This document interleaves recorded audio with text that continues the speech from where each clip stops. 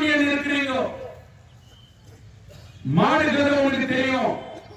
தனித்தனியா மாடு பிரிஞ்ச போது சிங்கம் எப்படி மாடை வேட்டையாடியதுன்றது சின்ன வயசுல நாம பச்ச கதை. நிர்வாகம் பல்வேறு விதங்களிலே தந்திரங்களை பயன்படுத்துவார்கள். நிர்வாகம் பயந்திருக்கிறது. நிர்வாகம் உங்களிடம் கண்டிப்பாக ஒரு சரியான பேச்சுவார்த்தை நடத்தி ஒரு தீர்வு காணுவார்கள் என்கின்ற நம்பிக்கை இருக்கிறது. இதற்கு காரணம் இது அரசியல் ரீதியாக சமூக போராட்டமாக தங்கவயலே ஒன்று திரண்டு அனைத்து அமைப்பினரும் தேர்ந்தெடுக்கப்பட்ட பிரதிநிதிகள் எல்லாம் ஒன்று திரண்டு இது மக்கள் போராட்டமாக இது மண்ணின் போராட்டமாக உருவெடுத்ததனுடைய விளைவு.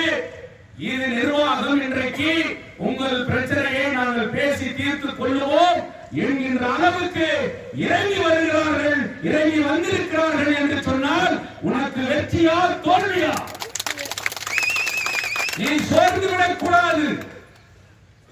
உனக்கு சங்கம் இருக்கிறது, நீங்கள் அதிலே உறுப்பினராக இருக்கிறீர்கள். முடிவுகளை எடுக்கின்ற போது பிளவுபடாமல் ஒன்றுபட்ட ஒரு முடிவை நீங்கள் எடுக்க வேண்டும். கன்சலேஷன் ப்ரொசீடிங் இருக்கும் போது நீங்க சொல்றாரு கோர்ட்ல நாளைக்கு கேஸ் போட்டுருவான், கோர்ட் அது போட்டுக்கலாம், நம்ம என்ன பண்றது?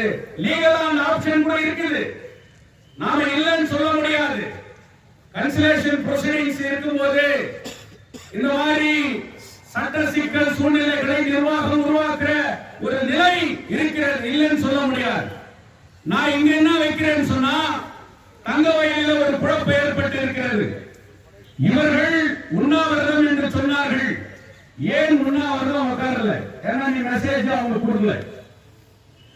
ராலின்னு சொன்னாங்க, ஏன் ராலியை இவங்க நடத்தல அப்படின்ற ஒரு நிலை இன்னைக்கு இருக்குது. நான் கூட எங்க போயிருக்கிற ஒரு அம்மா வந்து நான் வரும்போது அந்த போராட்டத்துக்கு நான் வர அந்த 30ஆம் தேதி அப்படின்னு சொல்லிட்டு ஒரு ஸ்கூலுக்கு போயிட்டு இருக்கும்போது சொல்றாங்க.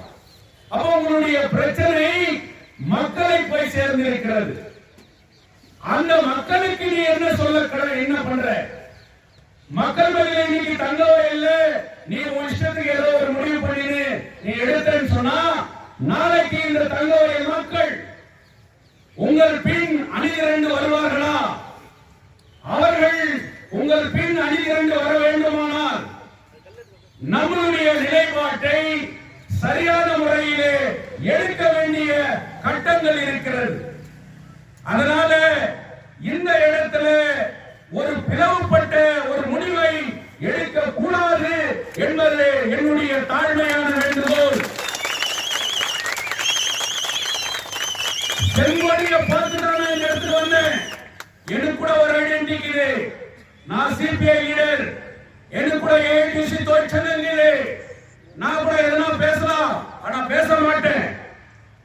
தொழிலாளர்களுடைய போராட்டம் இது கொடிகளினுடைய போராட்டம் அல்ல. அதுதான் நீ சொன்ன செங்கோடி என்று கோட்படுத்தும் போது கார்ல் மார்க்ஸ் வகுத்து கொடுத்த அந்த கிளாஸ் கேபிட்டலின் அடிப்படையிலே உலக தொழிலாளர்களே ஒன்றுபடுங்கள், நீங்கள் ஒன்றுபட்டால் ஏற்பதற்கு அடிமை சங்கிலி தவிர வேற இல்லைன்னு சொன்னார். ஆல்டர்னேட் ஸ்லோகன் இன்னைக்கு இல்லை. இன்னைக்கு பாபா சாஹேப் அம்பேத்கர் அவர்களுடைய கான்ஸ்டிடியூஷனலா இன்னைக்கு பல்வேறு நிலைகள் இருக்கிறது. அவருடைய சட்டங்கள் இன்றைக்கு நம்மை பாதுகாத்துக் கொண்டிருக்கிறது. அதனாலதான் மார்க்சுடைய சிந்தனைகளோ பாபா சாஹேப் அம்பேத்கர் அவர்களுடைய சிந்தனைகளோ ஒன்றுபட்ட பந்தல் தான் இது. அதனால்தான் செங்கோடியும் நீலக்கொடியும் ஒன்றுபட்டு இருக்கிறது என்று நான் சொன்னேன். இன்றைக்கு தங்கவயலிலே யாரும் அரசியல் ஐடென்டிட்டியோடு இந்த போராட்டத்தை ஆதரிக்கவில்லை. இன்று கூட நாளை கூட நீங்கள் அறிவித்தீர்களானால் உங்களோடு கட்சியை மறந்து கொடியை மறந்து என் மண் என்று ஒரே நிலைப்பாட்டோடு உங்களோடு போராடுவதற்கு எல்லோரும் தயாராக இருக்கிறார்கள். நீங்கள் ஒன்றுபட்ட முடிவை எடுங்கள். மேனேஜ்மெண்ட் இப்படி பண்ணிடுவானா, அப்படி பண்ணிடுவானா, அது ஆயிடுமா, இது ஆயிடுமா இல்லை. அமர்ந்து சரியான முறையிலே தோழர் சிவகுமார் அவர்கள் 4 யூனியனுடைய ரெப்ரசன்டேட்டிவ் ஒரு ஒன்றுபட்ட நிலையோடு தான் முடிவை எடுக்கணும். தனிப்பட்ட எந்த முடிவையும் நீங்க எடுக்க கூடாது என்பது என்னுடைய தாழ்மையான மீண்டும் மீண்டும் அந்த வார்த்தையை நான் உபயோகிக்கிறேன். நிர்வாகம் பயந்திருக்கிறது, பயப்படலன்னு சொல்ல முடியாது. மேனேஜ்மெண்ட் இன்னைக்கு எப்படி அவ்வளவு ப்ரொடக்ஷன் இன்னைக்கு அப்படியே நின்றுக்குது. அவன் சும்மா சொல்லலாம் ப்ரொடக்ஷன் போயிடுது அப்படி போயிடுது. அங்க பாத்ரூம் நாடுறதும் கேண்டீன் நாடுறதும் மெடிக்கல் சென்டர் கிளீனா இருக்கிறதும் அங்க அவசரப்பட்டுக்கிறதும் அங்க பிராக்டிகலா இருக்குது. என்னதான் இருந்தாலும் நான் கீழே இருந்தாலும் எனக்கு மண் ஓட்டல போய் அப்படியே நிற்கிறான். ஏசில மண் ஓட்டல இருக்கிறோம். இன்னைக்கு அது கூட தெரிஞ்சு இனிமேல நம்ம மறைக்க முடியாது, நாம பேசி தீர்த்துக்கலாம் அப்படின்ற ஒரு நிலைப்பாட்டோட அவங்க இன்னைக்கு வந்திருக்கிறாங்க. அதனால தோழர்களே, நீங்கள் ஒரு முடிவு எடுப்பதற்கு முன்பா இன்றைக்கு எந்த சாலிடாரிட்டி கமிட்டி என்று உருவாக்கினீர்களோ அவர்கள் அனைவரையும் அழைத்து கன்வீனராக இருக்கக்கூடிய சிவகுமார், கஜேந்திரனுக்கு நான் சொல்றேன், இது வெறும் கூலி போராட்டம் அல்ல, பந்தல் போட்டம் போராடணும் அப்படின்றது இல்லை. இன்னைக்கு நாடு பார்த்து கொண்டிருக்கிறது. நீங்க அன்னைக்கு குமாரசாமி வரும்போது எப்படி ஒன்றுபட்டு நின்றீர்களோ, நாராயணசாமி எம்எல்ஏ வரும்போது எப்படி ஒன்றுபட்டு நின்றீர்களோ, இன்னைக்கு அவங்க உங்களை பார்த்து சிரிக்க கூடாது. நாங்க அன்னைக்கு அவ்வளவு சொல்லுமே அப்படின்ற அவங்க பேசக்கூடாது. அதனால எடுக்கின்ற முடிவு, எதை எடுத்தால் எந்த நிலை, எதை எடுத்தால் எந்த சாதகமான நிலை, சட்ட ரீதியாக நமக்கு பாதகம் வராத சூழ்நிலைக்கு தகுந்த மாதிரி ஒரு சரியான நிலைப்பாட்டை எடுக்கணும். நாம எடுக்கிற முடிவு விக்டிமைசேஷன்ல போய் முடியக்கூடாது. தொழிலாளர்களுடைய பாதுகாப்பு, ஒவ்வொரு தொழிலாளையும் பழிவாங்க கூடாது. அப்படி பழிவாங்கப்பட்டால் அனைவரும் நாங்கள் ஒன்றுபட்டு நிற்போம் என்கின்ற உறுதி உங்கள் மத்தியிலே இருக்க வேண்டும். இந்த போராட்டம் வெற்றி பெற வேண்டும். இன்னைக்கு நான் ஒரு அப்பீல் வைக்கிறேன். நீ அடுத்த முடிவு எடுக்கிறதுக்குள்ளயோ தங்கவயல் மக்கள் அனைவரும் உங்களுக்கு ஆதரவாக இருக்கிறார்கள். அவர்களை ஒன்று திரட்டி நிர்வாகத்துக்கு இதே நீ ஃபேக்டரிக்கு போலன்னு சொன்னா ஸ்ட்ரைக் ப்ரொசீஜர். ஊர் மக்களை ஒன்றாம் என்ற மிகப்பெரிய பேரணி நடத்தி உங்களுக்கு ஆதரவா ஒரு ஸ்லோகன் சொல்லிட்டீங்க. உள்ளகோட்டையிலிருந்து தாய்மாரிலிருந்து வயசானவங்களிலிருந்து இன்னைக்கு எல்லாரும் ஒன்றுபட்டு அனைத்து அரசியல் கட்சியும் ஒன்றுபட்டு ஒரு வீரமிக்க ஒரு போராட்டத்தை, உங்களுக்கு ஆதரவான ஒரு போராட்டத்தை எழுப்ப வேண்டும். அந்த போராட்டத்திற்கும் நீங்கள் வழிவகுக்க வேண்டும் என்று நான் இந்த இடத்துல சொல்ல கடமைப்பட்டு இருக்கின்றேன். இல்ல அப்படின்னு சொன்னா அது தங்கவயல் மக்கள் மத்தியில் ஒரு தவறான ஒரு மெசேஜ் உருவாக்கும். ஏன் சொன்னா நீங்க அப்பாயின்மெண்ட் கிளைம் பண்றீங்க. இன்னைக்கு பெமல்ல ரெக்ரூட்மெண்ட் ப்ரொசீஜர் நடக்குது. பெமலுக்கு ஆள் தேவைப்படுது. இன்னைக்கு ரிட்டையர்மெண்ட் ஆகி போயிட்டே இருக்கான்.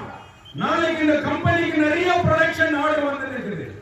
அப்போ அவனுக்கு எம்ப்ளாய்மெண்ட் ரெக்ரூட்மெண்ட் இன்னைக்கு தேவைப்படுது.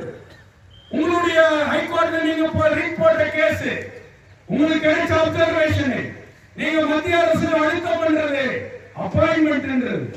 அப்ப அந்த அப்பாயின்மெண்ட் கொடுக்கணும்னு சொன்னா தங்கவயலே ஒன்று திரண்டு நிற்கிறார்கள் என்பது என் மண்ணில் இருக்கிறவங்க வேலை கொடுன்னு கேட்கிறாங்க, என் மக்களுக்கு வேலை கொடுன்னு கேட்கிறாங்க. அப்போ அது உங்களுடைய களத்தை வலுவாக்கும் என்கின்ற ஒரு நிலை. அதனால நீங்கள் தங்கவயல் மக்கள் மத்தியிலும் கூட ஒரு சாலிடாரிட்டி கமிட்டியை கூட்டி அவர்கள் மத்தியிலும் கூட உங்களுக்கு ஒரு ஆதரவு, அது கன்சிடரேஷன் கூட யூஸ் ஆகும். ஒரு மிகப்பெரிய ஒரு அழுத்தத்தை தனிப்பட்ட முறையிலே அரசியல் ரீதியான ஒரு அழுத்தத்தை ஏற்படுத்த வேண்டும் என்கின்ற ஒரு நிலை இருக்கிறது. இந்த பந்தல்ல நாங்க கட்சியை பார்க்கல, கொடிய பார்க்கல. உங்கள நான் ஒருத்தன் சொல்றேன், இன்னைக்கும் சொல்றேன், உங்கள ஒருத்தனா உன் முடிவு பின்னால நான் நிற்பேன். அந்த முடிவு உனக்கு ஆபத்தாகவும் ஆகக்கூடாது. அந்த முடிவு யாருக்கும் பாதகமும் நடக்கக்கூடாது. இந்த வெற்றியை வகுக்கின்ற ஒரு முடிவாக அது இருக்க வேண்டும். இது ஒரு விதமான போராட்டம். அதனால தனிப்பட்ட முறையிலே தங்கவயல் மக்களை திரட்டி மிகப்பெரிய போராட்டங்களை உருவாக்கி உங்களுக்காக உங்களோடு இருக்கிற ஒரு சூழ்நிலைகளை நாங்களும் ஏற்படுத்துவோம் என்று சொல்லி உங்களுக்கு ஆதரவாக என்றும் இருக்கோம் என்று சொல்லி அமைதியான முறையிலே இன்னைக்கு உங்களுடைய சங்க நிர்வாகிகள் இருக்கிறார்கள். சூழ்நிலைகள் என்ன? ஏன்னா கன்சிலேஷன்ல யூனியன் தான் அந்த டிஸ்பியூட்டை ரைஸ் பண்ணிக்கிறது.